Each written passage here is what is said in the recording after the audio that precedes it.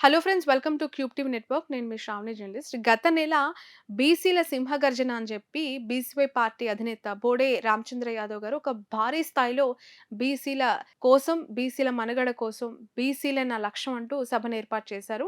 చాలా పెద్ద ఎత్తున గ్రాండ్ సక్సెస్ చేసుకోగలిగారు ప్రభుత్వ ఆంక్షల మధ్యలో. అప్పుడే ఎక్కడికక్కడ మా కార్యకర్తలు రానీయకుండా, మాకు ప్రజా ఆదరణ దక్కకుండా అడ్డుకుంటున్నారు అనేక ఆరోపణలు చేసినప్పటికీ కూడా అనుకున్న దానికంటే సూపర్ సక్సెస్ అయింది అని చెప్పి వాళ్ళు దాన్ని వాళ్ళ క్రెడిట్‌గా చూసుకున్నారు. సక్సెస్‌గానే చూసారు. అయితే అప్పటి నుంచి ఇప్పటి వరకు తెలుగు రాష్ట్రాల్లో, ఇటు తెలంగాణలో, అటు ఏపీలో ఏ ఇష్యూ ఉన్నా, ఏ సోషల్ ఇష్యూ ఉన్నా కూడా మా పార్టీ ఉంది, మేమున్నాము అని చెప్పి చాలా అగ్రెసివ్‌గా ముందుకెళ్తూ ఉన్న పార్టీ బీసీవై పార్టీ. సో, ఆ పార్టీ అధినేత రీసెంట్‌గా అనేక ఇష్యూస్‌లో ఫైట్ చేస్తూ ఉన్నారు.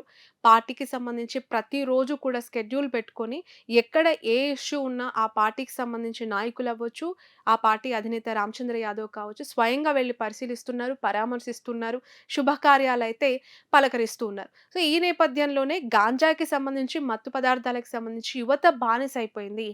ఏపీలో గాంజా మత్తులో యువత తూగుతుంది అని చెప్పి, వాటిని కట్టడి చేయాల్సిన అవసరం ఉందని చెప్పి, చాలా స్ట్రాంగ్‌గా ఫైట్ చేశారు. ఎక్కడికక్కడ నిరసన కార్యక్రమాలు, తన పార్టీ స్టాండ్, తన స్టాండ్ ఏంటో క్లియర్‌గా చెప్పారు. దీనికి సంబంధించి ప్రభుత్వం నుంచి ఒక ఆన్సర్ లేదు. ఒక స్టేట్‌మెంట్ కూడా లేదు. అటు వైసీపీ కార్నర్ చేస్తోంది. గాంజా, మత్తు పదార్థాలకు సంబంధించి ప్రభుత్వం కఠిన చర్యలు తీసుకోవట్లేదు అని చెప్పి బీసీవై పార్టీ నుంచి కూడా రామచంద్ర యాదవ్ గారు కూడా ఫైట్ చేస్తూ ఉన్నారు. మనకి ఆ డెవలప్‌మెంట్స్ అన్నీ కనిపిస్తున్నాయి. రీసెంట్‌గా ఆ పార్టీకి సంబంధించి ఎక్కడ ఏ ఇష్యూ ఉందని బయలుదేరదాం అనుకున్నా, లేదంటే స్పందించాలని తమ పార్టీ కార్యకర్తలు భారీ కాన్వాయ్‌తో వెళ్తున్న అడ్డుకోవటాలు, ఆంక్షలు పెట్టటాలు, పర్మిషన్స్ లేవు అని చెప్పి నిర్బంధించటాలు. ఇవే మనకి కనిపించడం చూస్తూ ఉన్నాం. అసలెందుకు ప్రధాన ప్రతిపక్ష పార్టీ ఒకవైపు స్పందిస్తుంది. నేను కూడా ప్రశ్నించాల్సింది అధికార పార్టీని తప్ప ప్రతిపక్ష పార్టీని కదా! ఎందుకంటే కూటమి అధికారంలో ఉన్నప్పుడు జగన్ గారిని కాదు కదా! నేను అనాల్సింది అధికార పార్టీనే కదా! అని చెప్పి గత వారం కూడా ఆయన ఒక స్టేట్‌మెంట్ కూడా ఇవ్వడం జరిగింది. సో, తర్వాత ఇటు తెలంగాణలో నాగర్ కర్నూల్ ఇష్యూ పైన ఆయన రియాక్ట్ అయ్యారు. ఇక్కడ ఖమ్మంలో ల్యాండ్స్‌కి సంబంధించి అక్కడ బాధితుల పక్షాన మేమున్నామని ఆ పార్టీ నేతలంతా వెళ్లి పరామర్శించారు. ఈరోజు రాయలసీమ జిల్లాలో భాగంగా అనేక కార్యక్రమాలు వెళ్తున్నప్పుడు బద్వేల్‌లో ఒక శుభకార్యానికి వెళ్తూ ఉంటే పోలీసులు చాలా సడెన్‌గా రామచంద్ర యాదవ్ గారి కాన్వాయ్‌ని ఆపారు.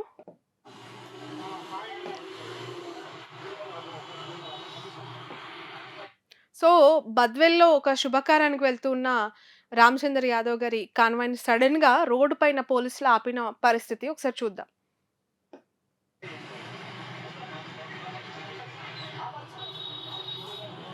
సీఐ గారు కాకపోతే డీఎస్పీ గారు, ఎస్పీ గారు ఉండనివ్వండన్నా. వెహికల్స్ రోడ్డు మీద మూవ్ అవుతున్న వెహికల్స్ ఇది హైవేనే కదా. వీటిని ఆపాలి.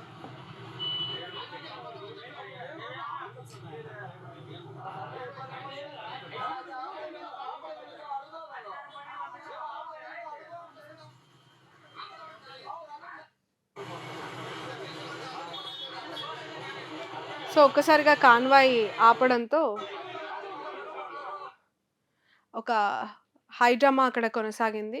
భారీ కాన్వాయ్‌తో ఎళ్తున్న వ్యక్తిని ఆల్ ఆఫ్ సడెన్ హైవే పైన ఆపడంతోని ఆ పార్టీకి సంబంధించి కొంతమంది కార్యకర్తలవ్వచ్చు, బీసీ సంఘాల నాయకులవ్వచ్చు, ఆ రోడ్ దగ్గర ఖచ్చితంగా అలో చేయాలి అని జెప్పి, ఎందుకు పర్మిషన్ లేదు, మీరెందుకు ఇవ్వరు అని జెప్పి ప్రశ్నిస్తూ అక్కడ ఒక చిన్నపాటి పరిస్థితి నెలకొంది. అసలు దీనంతటికి కారణం ఎవరు? ప్రభుత్వమే గదా! అని జెప్పి ఆ పార్టీ ప్రశ్నిస్తుంది. దీనికి కూటమి తరపున ఆన్సర్ ఇవ్వగలుగుతారా? ఎందుకు అనంటే, మీరు బీసీల పక్షాన పోరాడి, మీరు బీసీలకు న్యాయం జేస్తే అసలు ఈ పరిస్థితి వచ్చేది కాదు కదా! అని ఒక స్ట్రెయిట్ క్వెషన్. దానికి కూటమి తరపున ఆన్సర్ కావాలి. అందుకే ఇవ్వలేని టైంలో మీరు చేయట్లేదు కాబట్టే ఒక పార్టీ బీసీల కోసం కమిటెడ్‌గా నేనున్నాను అంటూ వాళ్ళ కష్టాలు, వాళ్ళ భవిష్యత్తు, వాళ్ళ ఫ్యూచర్ కోసం ఆలోచించి ఈ బీసీ సిద్ధాంతం కోసం నేను పార్టీ పెట్టాను. వాళ్ళకి న్యాయం జేస్తాను అని జెప్పి రామచందర్ యాదవ్ గారు అంటున్నారు. సో, ఇది మొదటిసారి కాదు. అనేక సందర్భాలు ఈ మధ్య కాలంలో ఆయన్ని ఆంక్షలు పెట్టి నిర్బంధించటం, అలో లేదని చెప్పి సభలు, సమావేశాలు పెట్టుకోటానికి కూడా పర్మిషన్స్ ఇవ్వకుండా డైరెక్ట్ కోర్టుల నుంచి తెచ్చి పెట్టుకునేంత పరిస్థితి కూటమి క్రియేట్ చేస్తోంది. అసలు ఇది ఎంతవరకు కరెక్ట్? ప్రజాస్వామ్యంలో అధికార పార్టీ ఎంతవరకు ప్రజలకి ఏం చేయగలుగుతుందో వెల్‌ఫేర్స్, స్కీమ్స్, డెవలప్‌మెంట్స్ అనేది ఒకవైపైతే, ప్రతిపక్ష పార్టీగా ప్రభుత్వం చేసే తప్పుల్ని, ప్రభుత్వం చేసే కొన్ని కార్యక్రమాల్లో లోపాలని ఎత్తి చూపే ఒక పరిస్థితిలో ఉంటుంది. అట్లా ఒకవైపు జగన్మోహన్ రెడ్డి గారు ప్రశ్నిస్తూ ఉంటే, వాళ్ళపైన కేసులు, అరెస్టులు కొనసాగుతూ ఉంటే, బీసీవై పార్టీకి సంబంధించి అసలు ఏ సభకి, ఏ సమావేశానికి చివరికి శుభకార్యానికి వెళ్తూ ఉంటే కూడా అడ్డుకునే ఒక సంప్రదాయానికి తెరదీశారు.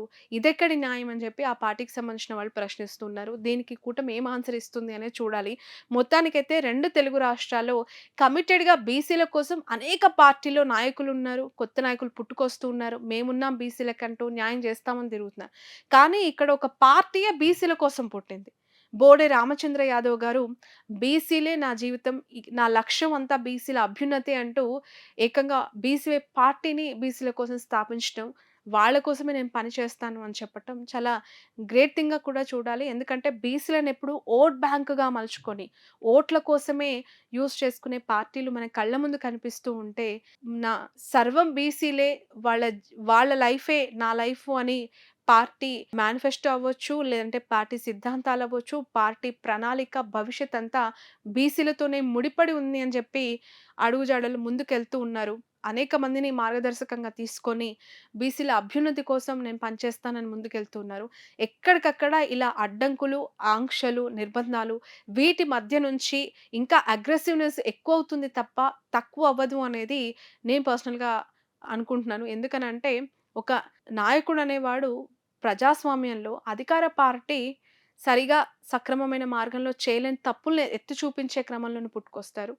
మీరు కరెక్ట్‌గా ఉండుంటే ఇలాంటి పార్టీలు, లేదంటే ఇలాంటి నాయకులు వాళ్ళ కోసం మేమున్నామంటూ బయటకొచ్చే పరిస్థితుందా? ఒకసారి కూటమి ఆలోచించుకోవాలి.